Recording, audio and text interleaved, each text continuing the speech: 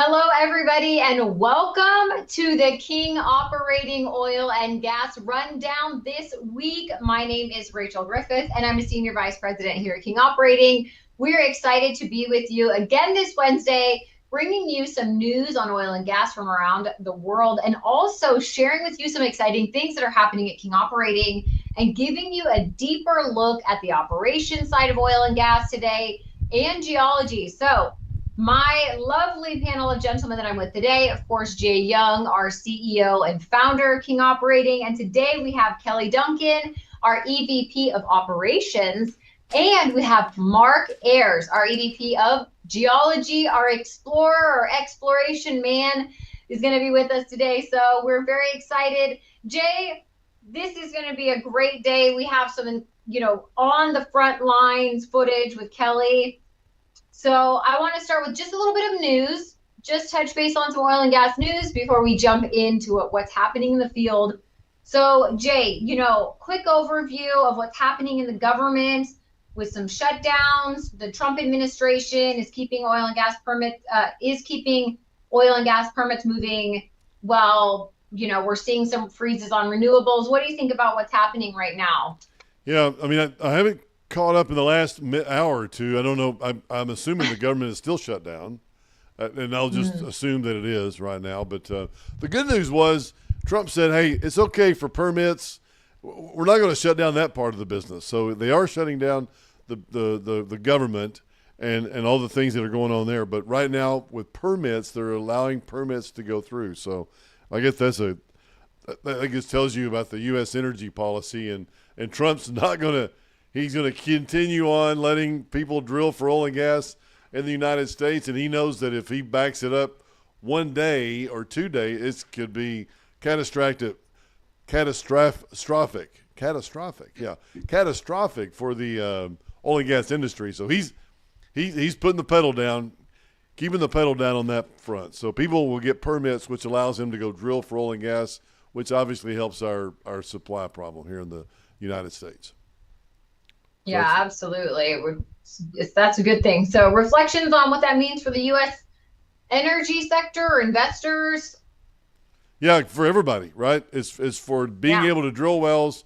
Our goals at King Operating are to keep rigs running, to increase the value of assets, to make them attractive for oil and gas companies. We want $1 billion exit, and we have to do that. We have to drill wells. We know what happens in Colorado when they say no permits. We know that goes nowhere, literally nowhere. So in order to increase the value, you have to drill wells. You have to do things positive, and that's what we're doing right now. And we're going to talk about today. It's going to be a great show. I really look forward to this show talking about fracking a couple of wells up north. And I'll let you take it on from here. I don't want to steal any thunder from anybody. So I'll let you have it. All right. Well, exactly what you said. Those permits are important for drilling wells, for fracking. And I'm going to give everybody a little, here I am in my hard hat today. And that's because. Awesome. That's my King Operating hat. So today we are with Kelly Duncan. And Kelly is somewhere very special because at King Operating, we are in the process of fracking 2 wells in Bivens Ranch, one of our beautiful and exciting locations. And we're going to have Mark talking more about that. But Kelly, just say hello because we're going to have some questions for you about where you're at. Say hi to everybody. Tell us where you're at right now. Hi, guys. I'm about an hour north of Amarillo here in North Texas, Panhandle. I've been here about 3 days now, and we're just getting going on our big giant frac job. You've heard us talk earlier this year about the drilling of these first 2 Bivens wells. Mr. Mark and myself and a whole team of people have been working for about a year and a half now putting this project together. We spent the first quarter of 25 drilling these wells, and now it's time to put it in action, and we're fracking. Started our official frac work yesterday. If y'all got a second, let me flip around here and give y'all a quick tour of what's going on. It's really loud here, so I won't spend too much time showing off, but I'll give y'all – I'm reporting from my living quarters here, but let me open the door here. Here is our frac job. So we got giant crane silos, about 6 tons of silos. We've got both wells right here. We've got a zipper We've done two presentations before about that. With the three billboards going back and forth. That's all how we do it efficiently here at King and other operators in this part of the world. Um, it's exciting times. 7 stages in of our 60 stages, and we couldn't be happier with the results so far. So Rachel, what you got for me today? Make sure I get the right answer for you. That's amazing. So, okay, just, out there, it looks like a small city, it looks like it's a pop-up, but when you started, what was there? Was there literally nothing out there? It was 2 pieces of metal sticking about a foot out of the ground. I think we've got some pictures we can roll here in a little bit, and nothing else. There's a picture from about a week ago. My guys took the first day out here. There was 3 guys on location that day and 1 little mobile home. We now have 5 mobile homes, 25 pump trucks, all this iron, those giant sand silos, and I did a count this morning on my safety report. I've got 47 gentlemen on location. At this point in time. Yesterday we had over 60. There was a line of 40 trucks coming in this location this morning. It looked like we were coming into a power plant or something. It was 40 vehicles coming in here this morning: sand trucks, chemical trucks, and of course all the personnel. So even from where I say we're North Amarillo, but it's an hour and a half till you're back in town. So we are. I got here Saturday, and I don't plan on leaving for quite some time now. I'm parked and hopefully bought enough groceries that I don't have to go anywhere. So that's currently home while the frac is ongoing. So just tell everybody, what did you guys have to do, just quickly, what did you have to do to prepare for this frac? What were the most important things that had to be in place? So the drilling phase in general, we got the wells cased. Both these wells go to about 16,000 feet. We've got about a little over a mile, 5,700 foot of lateral to complete here. Mark will talk about the rock type here in a little bit. So Mark and I worked hard the first quarter here getting these wells landed right in the perfect place, and they've kind of laid dormant. So now I'm doing a combination of things. I mentioned earlier, we've got 2 wells, so I do things efficiently. I'm basically going to cut my functional time in half, which saves us probably 30 to 40% in the exceptional cost by perforating and fracking a total of 70 stages between these 2 wells. So roughly 35 stages each. And like I said, we're less than 24 hours in of actual pump time, and we're already a 1/7 of the well done. So we're getting efficient. We had a few learning curves yesterday morning or yesterday afternoon. We're past that now, and my team is just a bunch of busy ants out there going from point A to point B. So I've got 2 supervisors with myself working at any point in time. There's so much going on. It's kind of like an orchestra and all at one time. We've got a couple of maestros out there really coordinating everything. We've got, told you, 40 plus people. That's from 12. I did an inventory count this morning. That's 12 different vendors out here at one time. So, and that's kind of on the light side. We could get over 20, but I'm trying to parlay some things together because we are so remote and have people that can serve dual purpose working for me. But yeah, so 12 or so companies, 40 to 50 people out here at any moment in time, and that's 12-hour shifts. So that's really twice that many people in the course of a day here. So Kelly, I love you. Yeah, go ahead. The only one working 24 hours a day is me. So I'm days and nights. So are you guys fracking 24 hours a day? Yes, ma'am. There's some downtime in between. But yes, these wells, an average stage takes about 2 hours of pump time. I know you can do the math, say that'd be 12 stages a day. We're probably shooting for 7 or 8 here a day. So we pump for 2 hours while on well A. While we're on well B, we're doing the perforating phase of that. So there's no downtime. Takes about 30 minutes to change oil in a couple pieces of equipment, check some pressures, check some temperatures, kind of do some mechanical maintenance like you do at the quick lube. Takes about 30 minutes, and then we go from well A to well B. While we're working on the frac on well B, we're back on to well A. That's why we call it a zipper. It's like I'd call it a zigzag, but the popular term is zipper. We're zippering from well A to well B. My record is 7 wells. I love 2 well pads. I think it's the most efficient thing we can do. You saw the crane. You saw the 2 sets of sticks sticking out of the ground there. That's well A and well B. We color code them here. We're yellow and red today. So everything, all my equipment, the left one is red, I think, and the right one is yellow. And that's how we communicate with everybody out here. Guys are on radios. Guys are on hand signals. Crane operators. I said we've got a lot of personnel working out there. You'll notice there's nobody. Oh, I bragging all those people here. You see nobody in those pictures I just showed, or even me live a minute ago. That's because what I showed you is what we call the hot zone, aka the pressure zone. So while we're fracking, and you can hear that hum in the background, that there's yellow caution tape around. Nobody is in that area. That's 10,000 pounds of that's a 10,000 pound bottle rocket right there. we've got good equipment, all that, but we don't put people in potential harm way. So everybody is off on the outskirts doing their job, and we have it rigged up where we have remote operations for.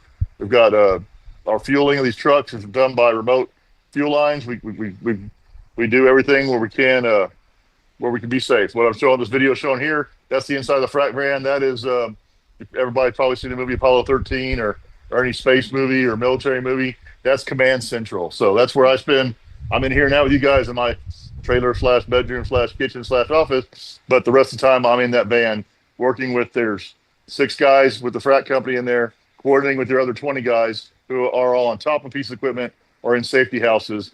And most of that equipment is really handled. There's people to do some of it, but a lot of it is controlled in that room. Dials, buttons, they can change volumes, rates, pressures. They can do all that. We've got a cool video camera system in there. Got an aerial view from a telescoping pole on top of the crane, so we can see what's going on there. I've got cameras in that high pressure zone I was talking about. If we have any kind of leaks or anything going on there, we've got visual camera. Again, technology has allowed us to take people out of the danger zone. So that's a lot of what we're doing right now. But my goal here is to have this phase, the frac phase, wrapped up between 7 and 10 days, and then we'll spend another couple of days getting these wells cleaned out with coiled tubing. So think about a rotor rooter, come to your house, clean out your pipes. That's the coiled tubing is basically a giant 3-inch version of a rotor rooter. So we'll go in, clean out all the leftover sand and the isolation plugs that are made up of carbon fiber in between here. We'll get those all cleaned out and the wellbore ready to go, polished up. And then in about 2 to 3 weeks here, I'll hand off to my production partners in the team, and we will be putting these wells to sales, making some oil, some gas, and some water. That's amazing. Yeah, we're very excited about that. So how close are these wells together, Kelly? Traditionally, we go as close as 11 feet together. These a little farther here. These are exactly 40 feet apart. So that crane is designed to swing 70 feet. So that's kind of my limiting factor here. But these are 40 foot apart. Our rig we use was able to walk between that distance. 20 foot's my normal. 40 foot's kind of because of our unique operation here, give us the space between it. But yeah, everything, no piece of metal or iron other than that crane moves during the phase of this. Everything else is kind of hard plumbed in for the next 10, 12 days. Okay. Now, before we jump over to Mark, just explain in simple terms, Kelly, because I know you're talking about the 30 stages and this stage. I want you to just give everybody a very basic understanding of what happens in fracking. In the simplest terms possible for those who have heard the word, but they don't really know what is happening. So I'll simplify it. I'll akin it to everybody's probably been to a concert or a football game or something. When the game gets out, it's crowded, right? It's congestion. So think of a natural rock as that. There's all the gas or oil molecules are kind of like cars want to leave the football stadium. And if we just drill this well horizontally or even vertically and just let it produce, it'd be like coming out one little 2-car gate.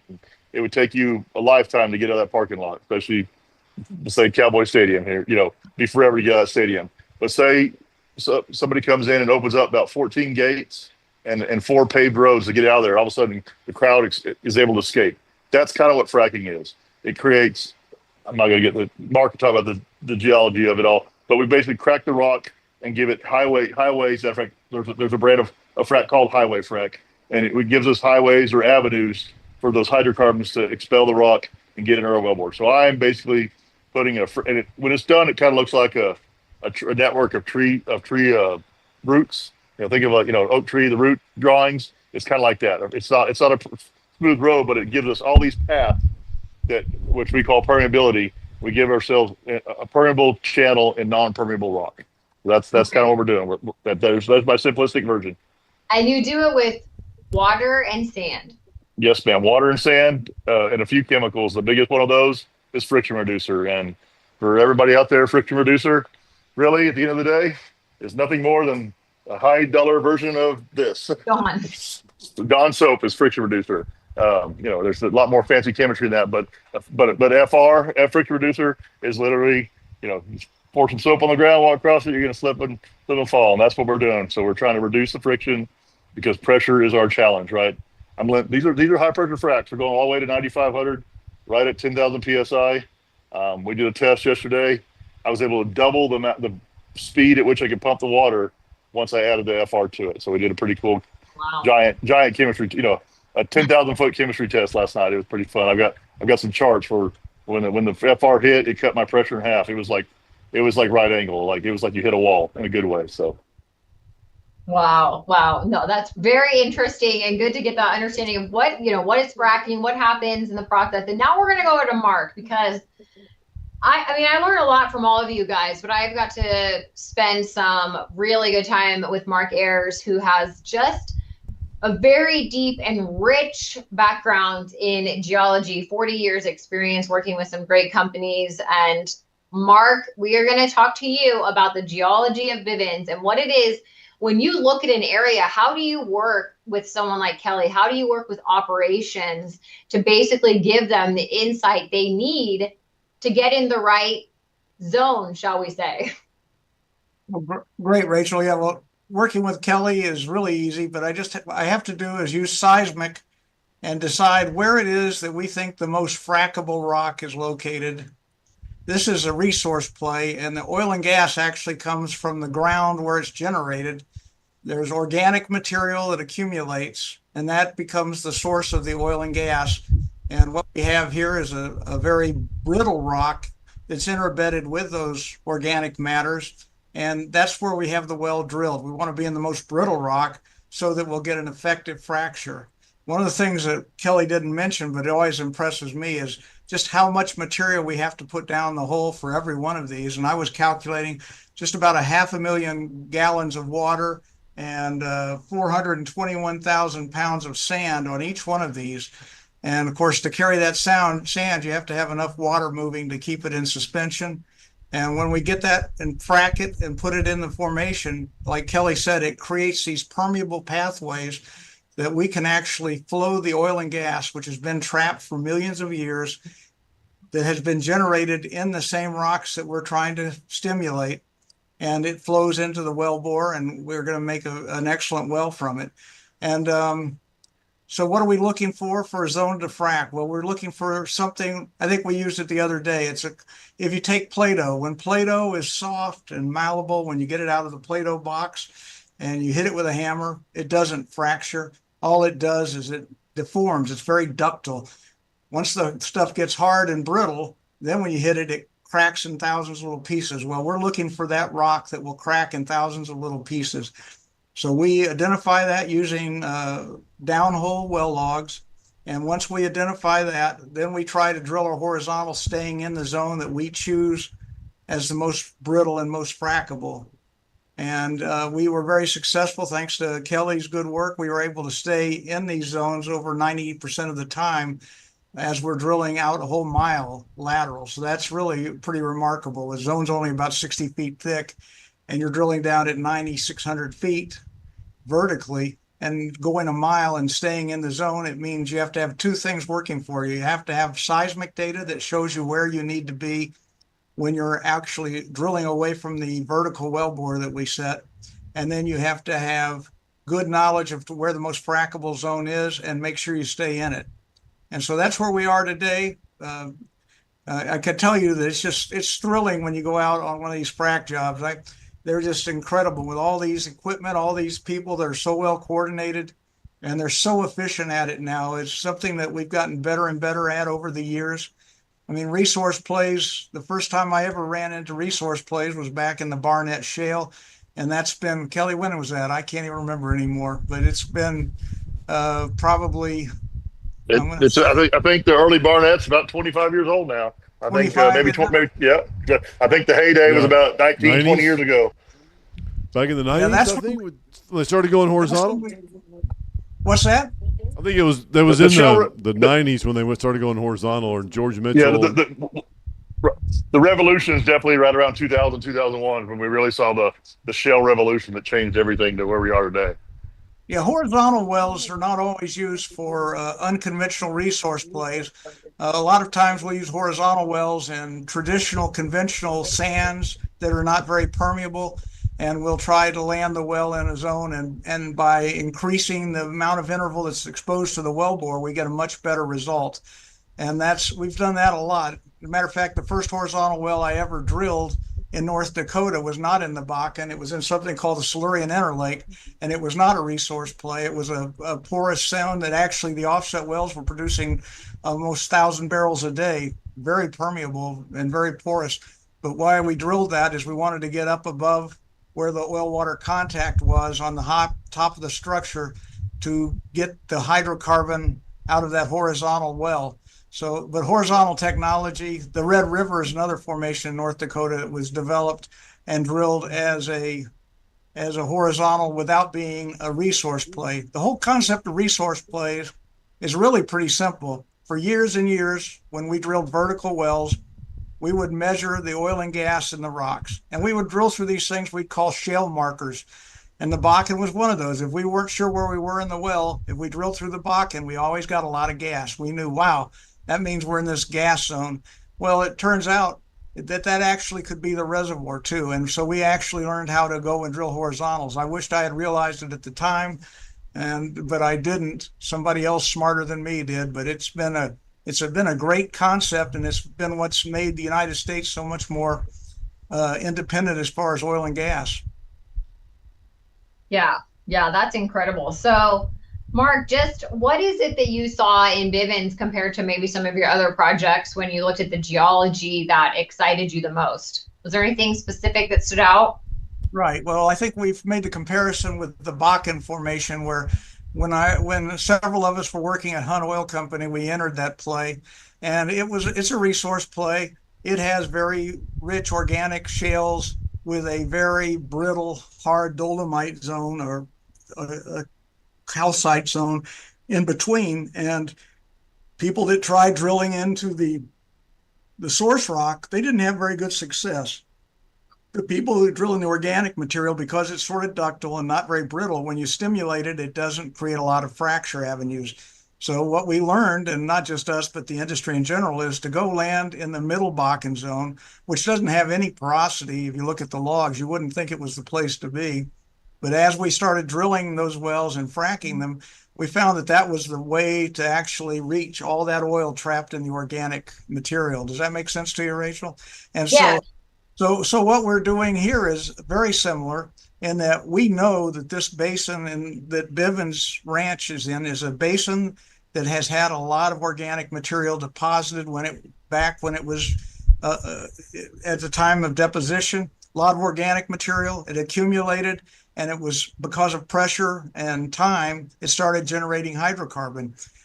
So the early wells out there were drilled vertically, and they were sort of disappointing because you don't have very much surface area to be able to communicate with those source rocks.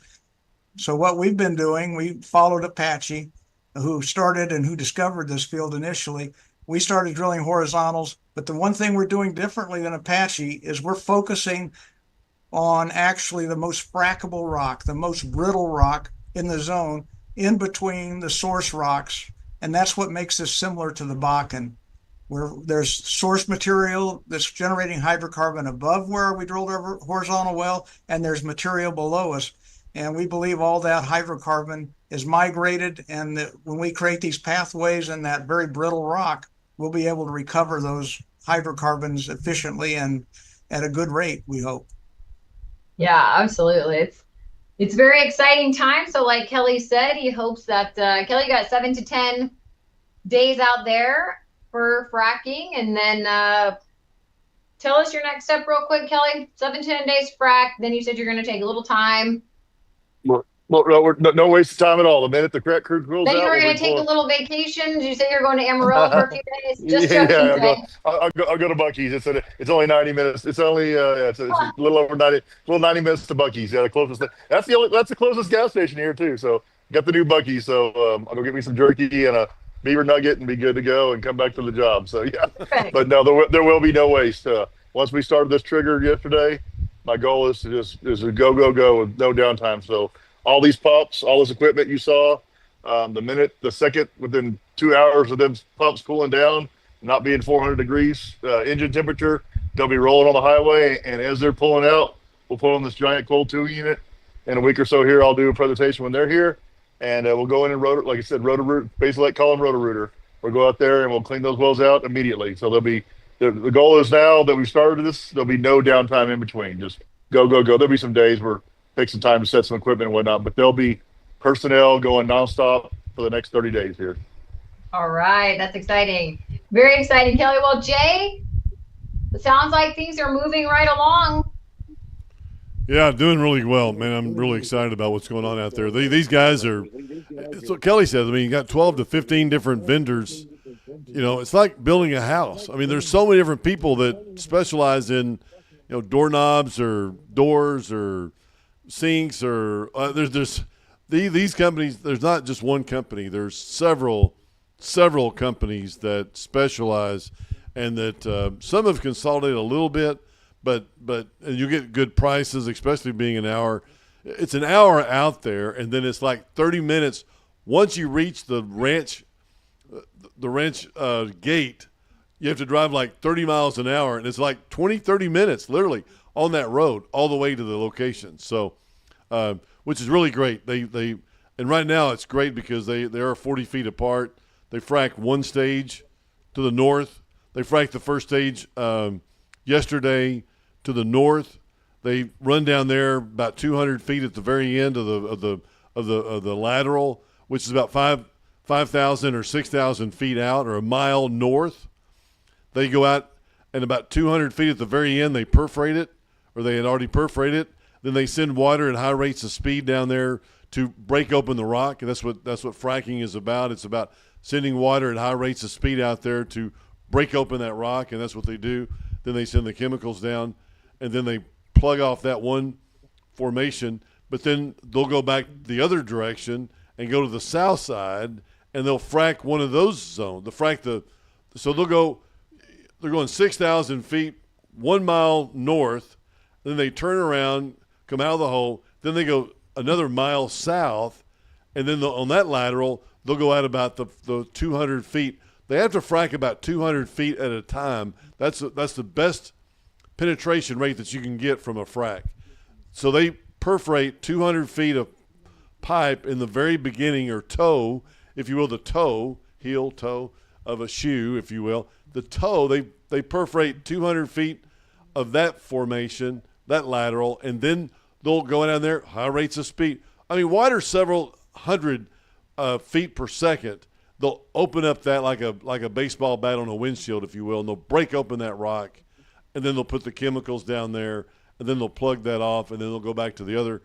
It's like they're spending tremendous amount of time, but they're saving time by going back and forth on each one. Then they'll perforate number 3 stage while they're fracking number 2, and just back and forth. And so that's what Kelly's saying, is there is a tremendous amount of activity going on there at all times right now, which is very, very exciting for us and going on. There was a question in the chat. Is that okay if I answer that question now, Rachel? Or? Of course, absolutely. Okay. All right. Well, somebody said, what about oil prices? Because they're coming down a little bit, which this is not necessarily only an oil well. This is a lot of natural gas, which, hey, man, I called this. No, I'm just kidding. But natural gas, and we get an incredible premium on the natural gas that's going to come out of this well. But this well will produce oil and gas. And we expect about 50-50 oil gas. Now, the good news is we'll get a 50% premium. So if you see $3, let's say if you see $4 on natural gas prices, we'll be getting $6. We'll get paid $6 because of the BTU on this gas is going to be so good. But with oil prices, rig count's down 44% in the last 2 years. Rig count's down 44% in the last 2 years. There is a tremendous amount of oil rigs coming off the market. Exxon said we're going to lay off 2,000 people. I believe it was ConocoPhillips said we're going to lay off 2,500 people. So people are consolidating in the field. So rigs are coming off. And what happens when rigs come off the market? That means the supply. We'll have less supply of oil on the market. And when you have less supply on the market and wells decline, then what happens is you'll see less oil in the market, which means we're going to see prices come up. So right now we're in a great spot because not as many people are drilling, fracking. We can get those those services at a lesser amount, by coming in now and fracking 2 wells instead of 1, we get that at a lesser amount, and then when prices go back up next year, we'll see, and we'll have the fruits. We'll be receiving the fruits of our labor, if you will, right now, and just thinking about that and how much will be paid, which is more money. We feel like oil prices will go to 70, 80, 90 bucks next year because we're taking a lot of that supply off the market. And if you do that, you need it.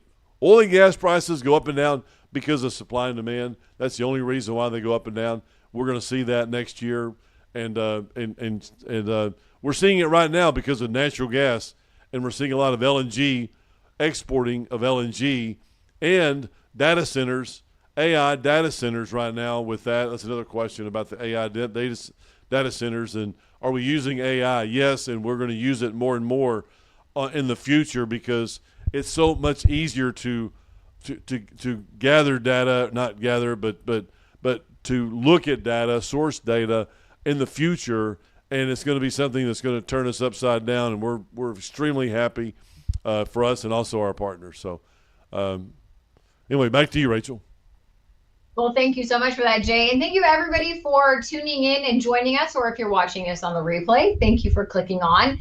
And look, we have a wonderful team here at King Operating. If you've ever wanted more information about getting involved or investing in the oil and gas sector, we would love to talk to you. As you can see, we have a very deep and rich team here. Our operating site has 200 plus years of experience doing this. So definitely, if you have questions or you want more information, you can always email us at the Upside of Oil and Gas Investing. If you're interested in getting Jay Young's book, The Upside of Oil and Gas Investing, definitely reach out to us, get a copy of this, find out more about what we're doing, and we will see you next Wednesday, same place, same time. Thank you, gentlemen, for joining me. Thanks, Rachel. Great job. We appreciate it. Appreciate everybody. Thanks, everybody. Kelly, try to get some rest, Kelly. Yeah, I will. Thank you, guys.